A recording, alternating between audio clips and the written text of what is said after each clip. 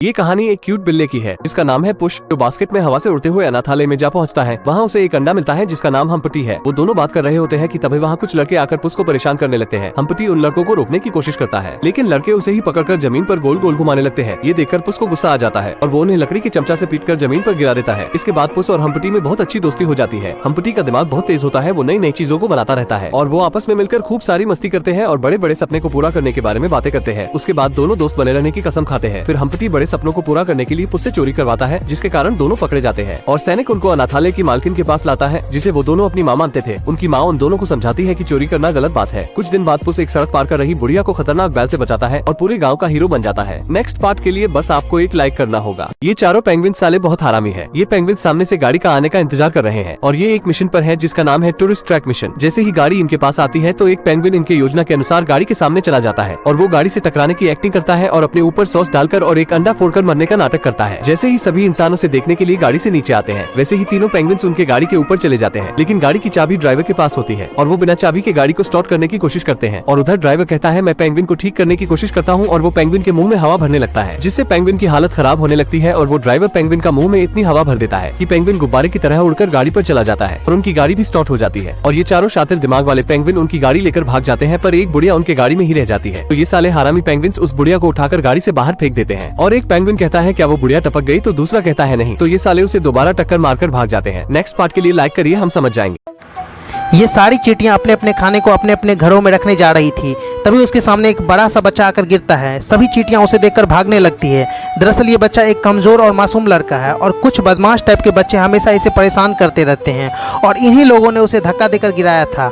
बाद में उसे धमकाकर ये लोग चले जाते हैं। अब ये बच्चा बहुत ज़्यादा नाराज़ हो जाता है और उन लोगों का गुस्सा इन चींटियों पर उतारने लगता है एंड लड़का अपने वाटर गन से चींटियों के घरों पर पानी की गोली बरसाने लगता है। तभी एक चींटी इस लड़के से बोलती है कि आखिर हमने तुम्हारा क्या बिगाड़ा है, लेकिन चींटियों की बात लड़का नहीं समझ पाता है और चींटियों का घर तोड़ देता है। और जैसे ही वो अपने पैर से एक चींटी को मारने वाला होता है तभी उसकी मम्मी उसे बुला लेती है। नेक्स्ट पार्ट चाहिए तो कमेंट में अपना प्यारा सा नाम और अपने गांव या शहर का नाम लिख दीजिए। दोस्तों आपने पिछले पार्ट में देखा था कि वो स्टेवी नाम का डॉग अपने सोल्जर दोस्त रोबोट का पीछा करते करते एक शिप में चुपके से बैठ जाता है, जिससे वो डॉग भी शिप के अंदर आ जाता है। अब शिप में आने के बाद जब सभी लोग सो रहे होते हैं तो वो डॉग बाहर आकर अपने दोस्त रोबोट को ढूंढने लगता है और आखिर में वो रोबोट के पास पहुंच जाता है। रोबोट स्टेवी को शिप में देखकर बहुत ही हैरान हो जाता है। फिर उसके बाद रोबोट के दोस्त रोबोट से कहते हैं कि अगर जनरल को स्टेवी के बारे में पता चल जाएगा तो हम पर बहुत ही बड़ी मुसीबत आ जाएगी। फिर ये सुनकर रोबोट अपने दोस्त के साथ स्टेवी को जनरल से छुपाने के लिए वहाँ से जाने लगता है, लेकिन गलती से वो सभी जनरल से टकरा जाते हैं, जिससे जनरल को स्टेवी के बारे में पता चल जाता है। लेकिन जब रोबोट और उसके साथी जनरल को सैल्यूट कर रहे होते हैं तो स्टेवी भी जनरल को सैल्यूट करता है और जनरल की छड़ी को भी उठाकर देता है। जनरल ये देखकर बहुत ही हैरान हो जाता है और फिर उन्हें विश्वास होता है कि स्टेवी युद्ध के दौरान सैनिकों के बहुत ही काम आएगा, इसलिए वो कैप्टन से कहकर स्टेवी को रोबोट के ग्रुप का मेंबर बना देते हैं। इसके बाद स्टेवी युद्ध के दौरान मलबे में दबे सैनिकों का सूंघकर पता लगाता है, जिससे ये बहुत ही सारे सैनिकों की जान बचा लेता है। दोस्तों अगर आपको इसका अगला पार्ट चाहिए तो चैनल को सब्सक्राइब।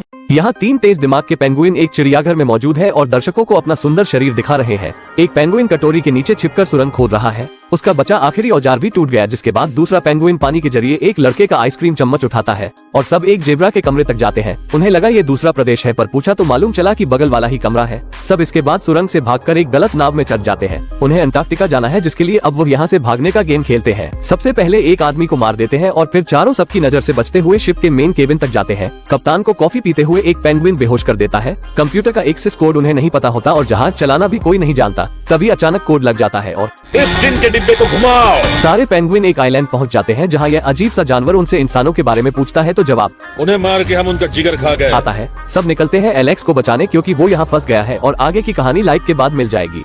राइडर और राजा का वफादार घोड़ा लड़ते हुए दोनों खाई में गिर जाते हैं। राइडर जैसे तैसे शाही घोड़े को चकमा देकर और रानी का ताज लेकर वहाँ से दूर भाग जाता है। तभी उसे सामने एक मीनार दिखाई देती है। सैनिकों से बचने के लिए वो उस मीनार पर चढ़ जाता है, लेकिन रूपांजल उसे देखकर डर जाती है। वो पीछे से आकर उसके सर पर तवा मार देती है। फिर राइडर को अलमारी में बंद कर वो कहती है मैं माँ को बताऊंगी कि मैं अब बड़ी हो गई हूँ और मैं किसी को भी मार सकती हूँ। फिर चुड़ैल गौथेल जब वापस आती है तो रूपांजल उससे मीनार से नीचे उतरकर बाहर घूमने जाने को कहती है, लेकिन गौथेल उसे डांट कर मना कर देती है। उसके जाने के बाद रूपांजल राइडर को अपने बालों से बांधकर उससे एक सौदा करती है। है। वो उसे एक ही शर्त पर छोड़ेगी और ताज भी तभी लौटाएगी जब वो उसे बाहर की दुनिया घुमाएगा। राइडर समझ जाता है कि ये पापा की परी पागल है और कुछ भी कर सकती है, इसलिए समझदारी दिखाते हुए वो उसकी बात मान जाता है। जिसके बाद रूपांजल राइडर के साथ पहली बार उस मीनार से बाहर निकलती है। लेकिन आगे ये पागल लड़की राइडर के लिए क्या क्या मुसीबतें खड़ी करती है जानेंगे ये हम पार्ट 4 में, जिसके लिए आपको लाइक करना होगा। इस जंगल में एक राजा अपने परिवार के साथ घूमने आया था। उसकी एक बेटी है जिसका नाम है मेरिडा। बचपन से उसने अपने पिता को युद्ध में लड़ते हुए देखा है, इसलिए वो भी उन्हीं के जैसी बहादुर बनना चाहती है। उसके पिता उसके लिए एक छोटी सी धनुष लाते हैं। तीर निशाने पर लगने के बजाय जंगल में चला जाता है। छोटी बच्ची मेरिडा उस तीर को वापस लेने जाती है, लेकिन उसे जादुई जुगनू दिखाई देते हैं। बताया जाता है कि ये जुगनू इंसान को कोई अलग रास्ता दिखाता है। वो उसके पीछे जाती है, लेकिन उसकी माँ उसे आवाज लगाती है। बच्ची जब वापस लौट कर आती है तो उसके पीछे एक बड़ा जंगली भालू भी आता है। उसके पिता उसे बचाने के लिए आगे आते हैं, लेकिन इस लड़ाई में वो अपना एक पैर खो देते हैं। अगर आपको इसका नेक्स्ट पार्ट चाहिए तो आपको एक लाइक करना होगा। इससे मुझे पता चलेगा कि आप ऐसी वीडियो देखना पसंद करते हैं।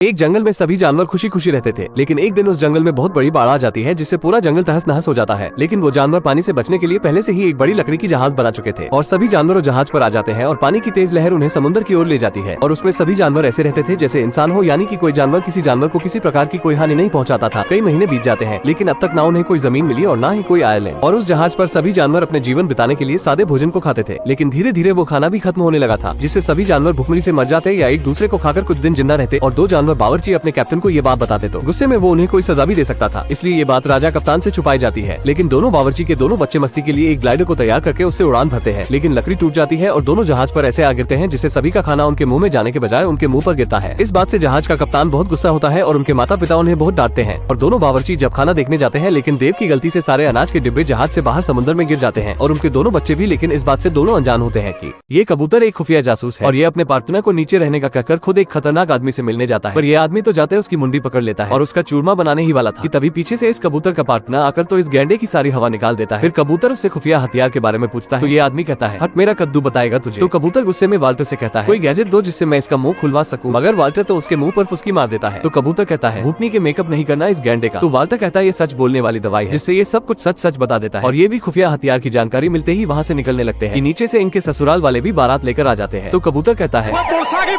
और ये फुसकी गुब्बारे को गेट के आगे लगाने लगते हैं कि बेचारे कबूतर की तो मुंडी ही इसकी नाभि में फंस जाती है। फिर ये जैसे तैसे वहाँ से निकलकर बिल्डिंग से कूदते तो है, मगर फुटी किस्मत, इधर उधर धक्के खाने के बाद बेचारे बड़ी मुश्किल से लैंडिंग करते हैं। लेकिन इनके नीचे आते ही पुलिस वाले भी वहाँ आने लगते हैं। तो वाल्टर इनसे बचने के लिए अपने पेन को उठाने लगता है कि ये चिमकांडी कबूतर उसके पेन को ही गटक लेता है। तो लड़का कहता है, नीचे छुप जाओ, और इतने में पेन का बटन दब जाता है। ये तो सभी को दीवार से चिपका देता है। तो कबूतर कहता है, ये क्या था भाई? तो लड़का कहता है, ये बाबूराव का स्टाइल है। फिर ये दोनों भी वहाँ से रफू चक्कर हो जाते हैं।